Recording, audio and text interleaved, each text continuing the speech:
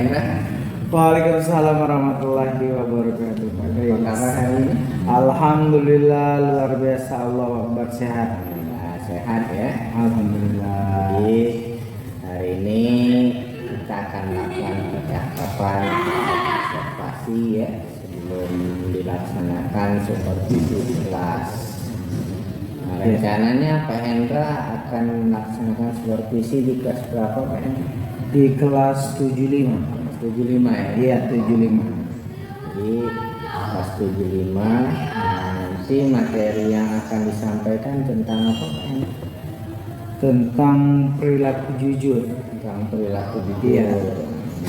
Jadi dari materi yang akan disampaikan tentang perilaku jujur itu tujuan pembelajaran yang disusun apa saja yang sudah Anda siapkan?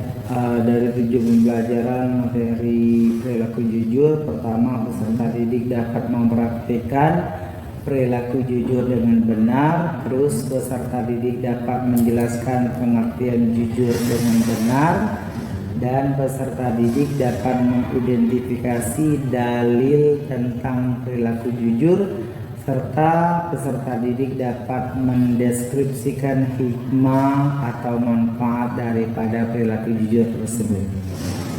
Jadi ada 4 ya tujuan pembelajaran. Iya, benar sekali.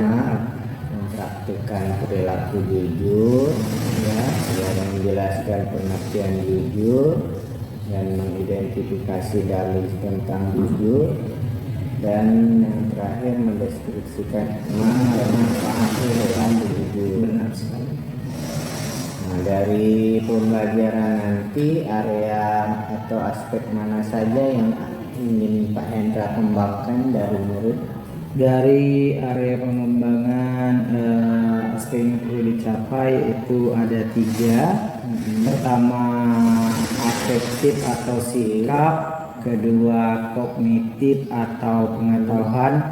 Dan yang terakhir, psikomotor atau keterampilan. Motor atau keterampilan. Jadi 3 aspek ya. Iya. Afektif, sikap, kognitif, pengetahuan, dan psikomotor atau keterampilan. Iya, benar. Nah, untuk mengembangkan area atau aspek ini, strategi yang sudah Pak Hendra siapkan apa saja?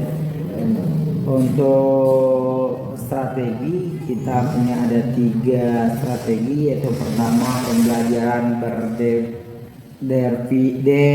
berdiferensiasi dengan diferensiasi konten melalui media PowerPoint ya. Terus kedua ada kelompok berpasangan untuk mempraktikkan perilaku jujur, dan yang terakhir ada LKPD atau penilaian kognitif. Jadi ada 3 ya untuk pembelajaran berdiferensiasi, itu menggunakan diferensiasi konten. Ya. Dan untuk untuk penilaian psikomotor atau keterampilannya nanti siswa akan di kelompok berpasangan Ya. untuk mempraktekkan perilaku jujur, kemudian menggunakan LKPD untuk penilaian pengetahuan atau kognitifnya. Ya. Jadi untuk pelaksanaan Untuk pelaksanaan yaitu hari Rabu tanggal 13 Desember tahun 2023, dimulai dari karena kebetulan materinya dari jam pertama sampai jam ketiga, jadi mulai dari pukul 07.30 sampai dengan 09.30. Jadi hari Rabu lusa. Iya, benar sekali. Jam pertama sampai jam ketiga. Benar. Oke, jadi nanti pada hari tersebut saya akan supervisi Pak Hendra di kelas yang Pak Hendra ajar, yaitu kelas 75 pada jam pertama sampai jam ketiga. Oke, semoga sukses Pak Hendra ya. Oke. Amin. Nanti hari Rabu. Amin. Siap-siap Pak.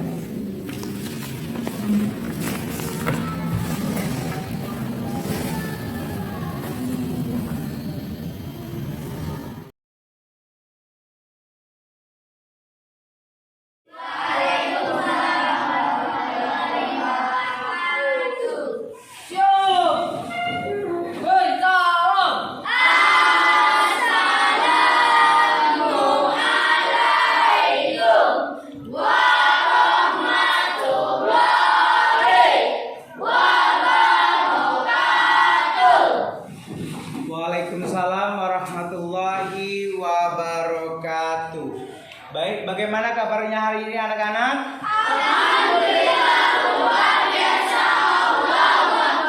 Alhamdulillah, semoga kita selalu dilindungi Allah Subhanahu wa taala. Baik anak-anak sekalian, sebelum kita memulai pelajaran pada hari ini, kita berdoa terlebih dahulu. Berdoa, dimulai.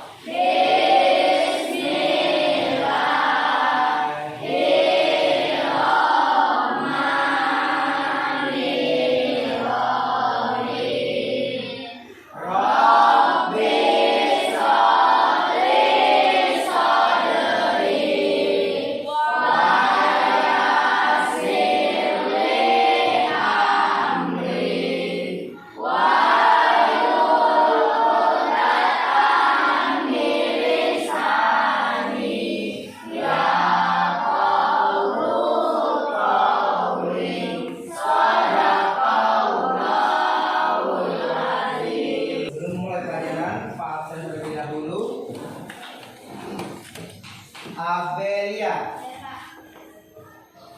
Aditya, Ahmad Roni. Oke, baik anak-anak sekalian, sebelum kita mulai materi pada hari ini, yaitu Bapak akan menampilkan slide tentang tujuan pembelajaran kita pada hari ini. Namun sebelum kita lanjut ke tujuan pelajaran hari ini, kita bersama Bapak silakan perhatikan ke layar yang ada di depan. Itu terkait masalah kompetensi dasar. Hendaknya kita perhatikan dan juga kompetensi tersebut yang akan kita capai bersama. Pertama, satu, menyajikan makna perilaku jujur. Kedua, meyakini bahwa jujur adalah perintah agama. Dan yang ketiga, menghayati perilaku jujur dalam kehidupan sehari-hari. Dilanjutkan dengan tujuan pembelajaran. Tujuan pembelajaran yaitu pertama, satu, peserta didik dapat mempraktikkan perilaku jujur dengan benar. Kedua, peserta didik dapat menjelaskan pengertian jujur dengan benar. Ketiga, peserta didik dapat mengidentifikasi dalil tentang perilaku jujur. Dan yang keempat, yaitu peserta didik dapat mendeskripsikan hikmah atau manfaat dari perilaku jujur. Dan minggu kemarin kita bahas materi sampai kemana? Ya? Hikmah beriman kepada Allah Subhanahu wa taala. Hikmah beriman kepada Allah Subhanahu wa taala. Hikmah beriman kepada Allah Subhanahu wa taala yaitu dengan secara sungguh-sungguh kita melaksanakan perintah Allah Subhanahu wa taala dan menjauhi dari segala apa yang dilarang oleh Allah Subhanahu wa taala. Baik, iman. Iman menurut istilah yaitu meyakini dengan hati, mengucapkan dengan lisan dan melakukan dengan perbuatan. Meyakini dengan hati yaitu benar-benar yakin beriman kepada Allah Subhanahu wa taala. Mengucapkan dengan lisan yaitu mengucapkan 2 kalimat syahadat. Dan yang ketiga, melakukan dengan perbuatan. Contoh melakukan dengan perbuatan yaitu kita melaksanakan apa yang diperintahkan oleh Allah Subhanahu wa taala seperti sholat, zakat, dan puasa. Benar sekali. Kita selalu melaksanakan ibadah sholat wajib kita selama 1 hari 1 malam 5 waktu. Terus dilanjutkan dengan zakat yang sering kita keluarkan. Kemarin kita bahas tentang apa zakat? Yang kalau mau lebaran kita keluarkan zakat apa? Zakat fitrah, benar sekali. Terus kita juga kalau yang mampu bisa menunaikan ibadah haji. Anak-anak sekalian, sesuai materi yang akan kita bahas pada hari ini, yaitu tentang perilaku jujur. Perilaku jujur itu sangat erat kaitannya dengan beriman kepada Allah Subhanahu wa taala. Karena dengan berperilaku jujur itu adalah mencontohkan orang yang beriman kepada Allah Subhanahu wa taala. Selalu jujur. Jujur, ada yang tahu tentang jujur apa? Baik, silakan Putri. Jujur adalah kesesuaian sikap antara perkataan dan perbuatan yang sebenarnya. Oke, kesesuaian sikap antara perkataan dan perbuatannya. Contoh, dicontohkan seumpama ada seorang guru memberikan tugas kepada siswa. Ketika guru memerintahkan agar untuk tidak mencontek, jadi seorang siswa tersebut melakukan dengan sebenarnya. Jadi kesesuaian sikap dengan perbuatannya atau dengan perkataannya. Benar? Baik, anak didik sekalian, Bapak tampilkan gambar. Nantinya akan berikan contoh daripada gambar tersebut. Ini ada contoh perilaku jujur dan juga perilaku tidak jujur. Nah, gambar di depan ada gambar A dan juga gambar B. Silakan kepada anak didik sekalian untuk memperhatikan gambar yang ada di depan, dan setelahnya dipersilakan untuk memberikan komentar.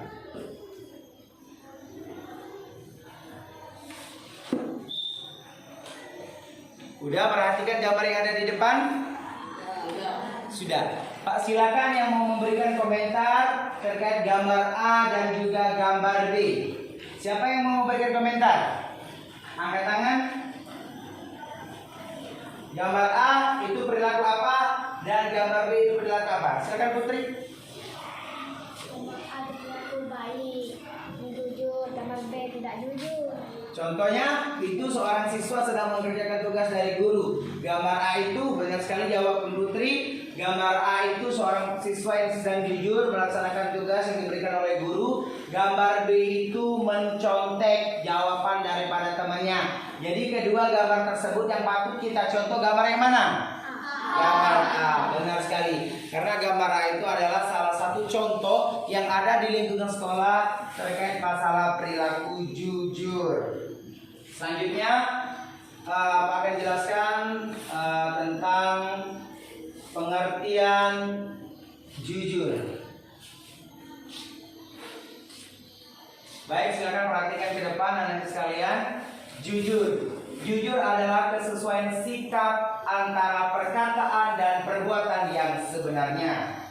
Apa yang diucapkan memang itulah yang sesungguhnya, dan apa yang diperbuat itulah yang sebenarnya. Tunjukkan, apabila kita katakan sesuatu yang tidak sesuai dengan kenyataan, itulah yang dinamakan bohong. Dusta atau bohong merupakan lawan kata jujur. Selanjutnya ada dalil, yaitu kejujuran merupakan bagian dari akhlak yang diajarkan dalam Islam. Seharusnya sifat jujur juga menjadi identitas seorang muslim. Itu katakan bahwa yang benar itu adalah benar, yang salah itu salah. Jangan dicampur adukan antara hak dan yang batil. Ada Quran surat Al-Baqarah ayat 42 yang berbunyi, A'udzubillahi minasyaitonirrajim. Wa la talbisul haqqo bil batili wa taqtumul haqqo wa antum ta'lamun. Yang artinya, dan janganlah kamu campur adukan kebenaran dengan kebatilan. Janganlah kamu sembunyikan kebenaran sedangkan kamu mengetahuinya. Kita dapat ambil hikmah atau kesimpulan daripada ayat maksudnya Quran surah Al-Baqarah ayat 42, yaitu kita tuh harus menjadi orang yang jujur, mengatakan apa adanya, mengatakan sesuai dengan apa yang dia perbuat atau sesuai yang ada di lapangan. Selanjutnya ada hikmah atau manfaat, ya. Hikmah atau manfaat dari perilaku jujur. Satu, mendapatkan kepercayaan dari orang lain. Mendapatkan kepercayaan dari orang lain, tentunya itu adalah harapan kita semua. Mengapa demikian? Karena sebenarnya kita sebagai makhluk sosial itu pasti memerlukan orang lain. Kalau orang lain sudah percaya dengan kita, itu sudah pasti, karena kita akan merasa lebih tentram dan tentunya kita akan banyak teman. Dan selanjutnya mendapatkan banyak teman. Benar, selanjutnya mendapatkan ketentraman hidup karena tidak memiliki kesalahan terhadap orang lain. Benar, kita tidak akan memiliki kesalahan kepada orang lain karena mengapa? Kalau kita berperilaku jujur, orang akan merasa nyaman kepada kita. Seperti yang poin kedua, kita akan dapat banyak teman. Benar sekali, hidup kita akan tentram, tidak ada gangguan. Karena jelas kita tidak ada kesalahan, tidak ada membuat salah bersama orang-orang yang ada di sekitar kita. Itulah ketiga manfaat dari berperilaku jujur. Selanjutnya, sekarang Bapak beri kesempatan kepada kalian untuk mempraktikkan perilaku jujur. Ada yang siap? Siap, Putri dan Aziza.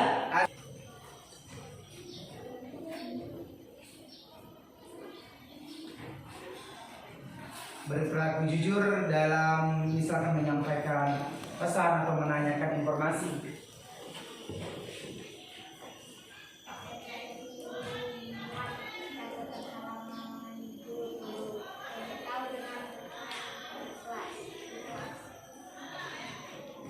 Terus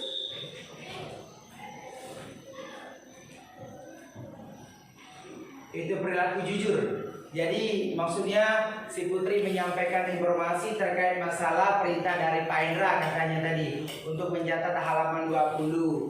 Dan Putri tadi menyampaikan dengan benar atau salah? Benar. Jadi itu adalah berperilaku jujur. Aziza ngantuk. Oh iya, silakan duduk. Jadi dapat diperhatikan bahwasanya jujur itu adalah mengatakan sesuai dengan perbuatan. Bapak berikan satu lembar tugas kepada kalian untuk mengerjakan terkait masalah materi kita hari ini, yaitu tentang perilaku jujur.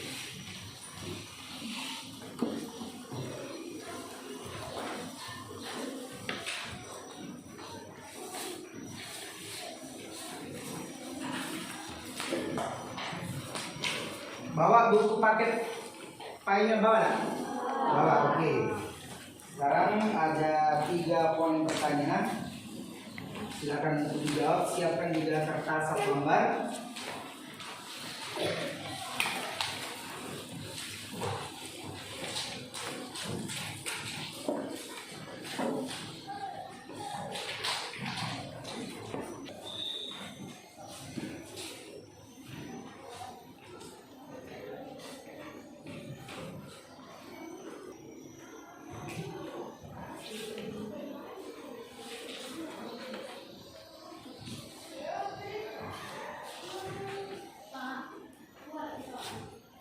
Dan tidak perlu dibuat langsung jawab.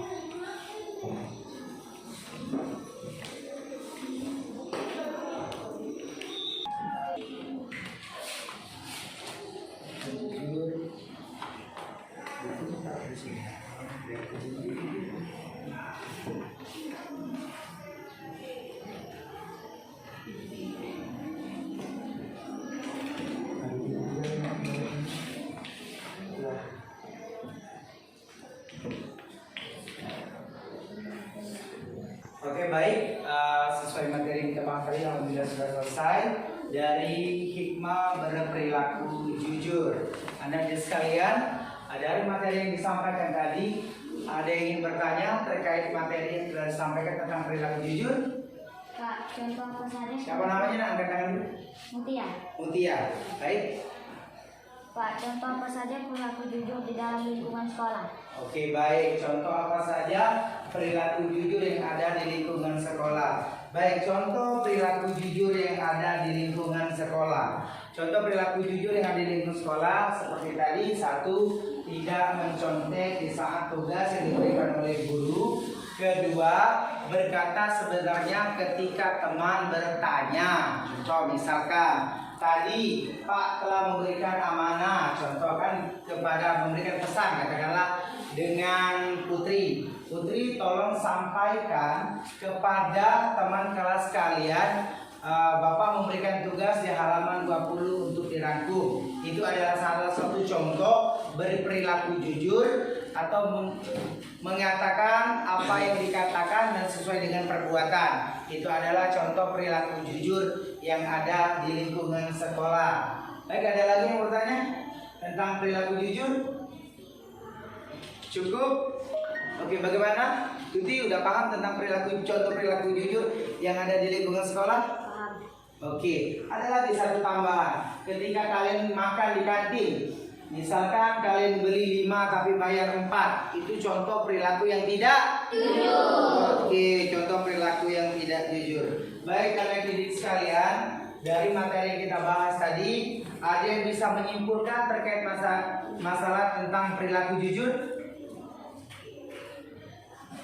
Oke, kalau tidak ada, perilaku jujur adalah mengatakan perilaku jujur yang kita ketahui yaitu kesesuaian antara perbuatan dan perkataan. Jadi sesuai contoh yang diberikan tadi pada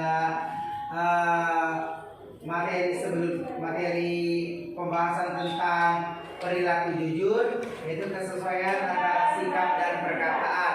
Jadi mengatakan yang sebenarnya, yang sesuai ada pada saat itu, jadi tidak dikurangi dan juga tidak ditambahi. Itulah adalah perilaku jujur. Serta kita akan mendapatkan manfaat daripada perilaku jujur yang kita lakukan. Contohnya tadi ada 3. 1, kita akan mendapatkan kepercayaan dari orang sekitar kita. Kedua apa tadi? Mendapatkan banyak teman. Dan yang ketiga, kita akan tentram. Itu sudah pasti kita akan tentram. Karena mengapa? Karena dari berperilaku jujur itu orang akan senang kepada kita. Baik. Oke, tadi kita sudah membahas tentang perilaku jujur dan juga ada beberapa soal yang Pak berikan. Itu dari 3 soal tersebut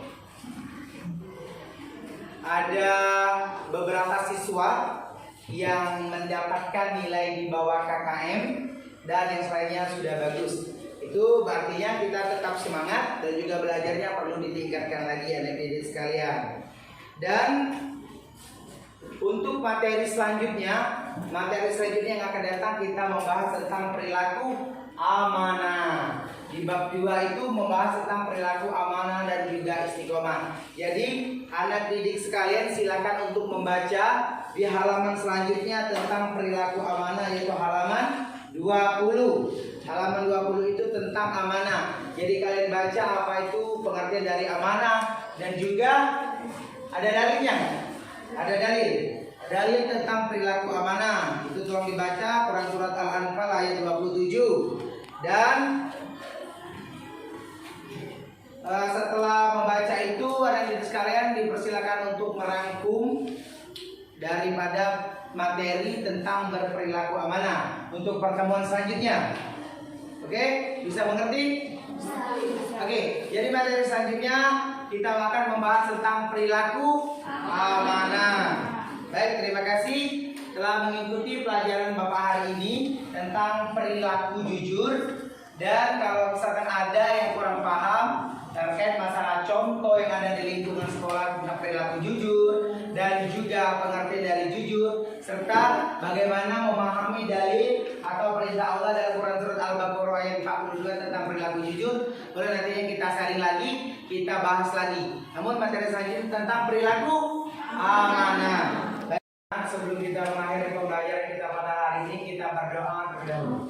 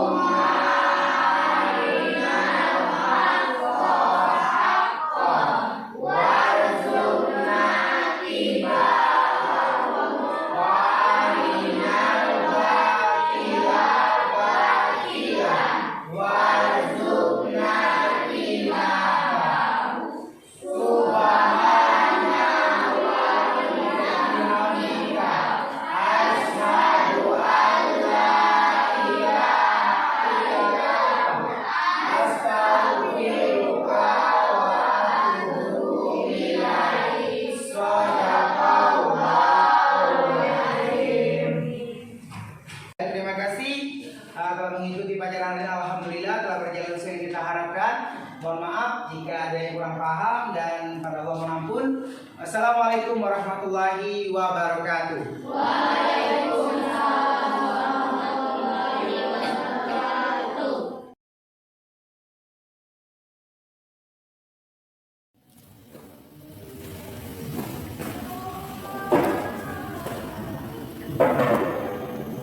Assalamualaikum Pak Hendra. Waalaikumsalam warahmatullahi wabarakatuh.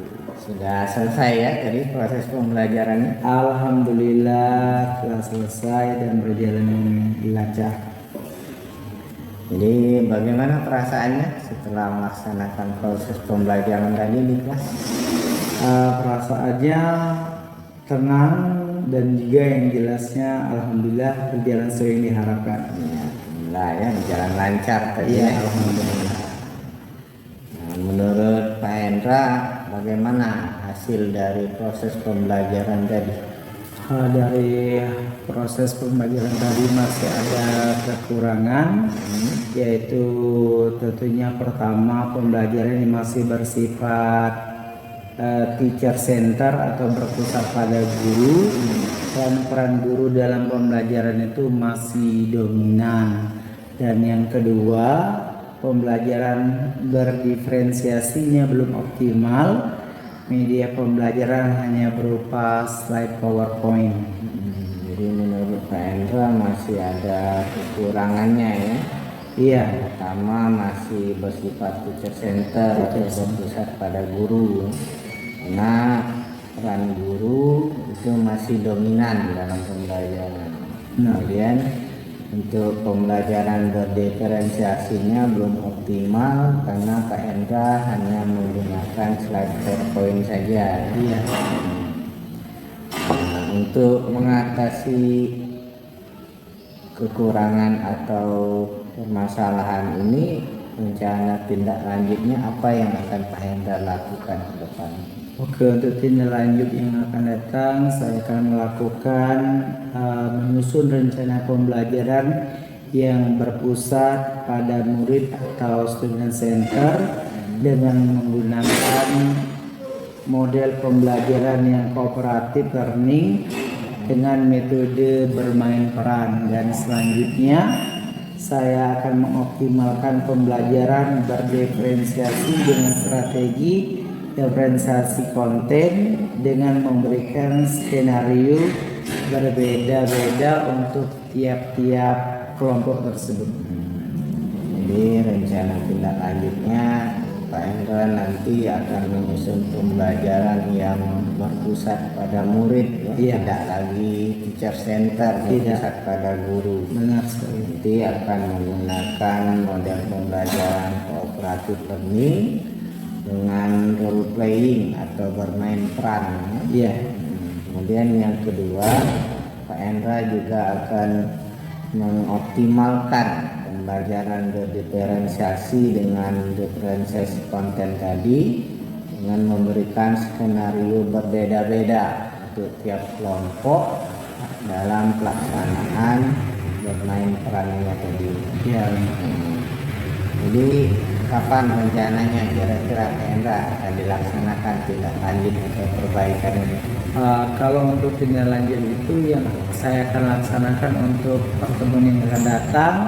Jadi pertemuan selanjutnya saya akan melaksanakan tindak lanjut daripada rencana yang sudah saya buat. Oke. Saya harap tindak lanjut ini bisa lebih baik dari Amin. pembelajaran hari ini Pak Hendra ya. Amin. Semoga sukses. Nanti Pak Hendra kabari saya lagi ya, beritahu saya bagaimana hasilnya, apakah masih ada kekurangan ataukah sudah berjalan dengan baik, sehingga kita bisa menciptakan proses pembelajaran yang lebih baik lagi dari hari ini. Baik. Biasa. Sukses Pak Hendra ya. Oke. Sampai ketemu lagi di pertemuan berikutnya. Oke.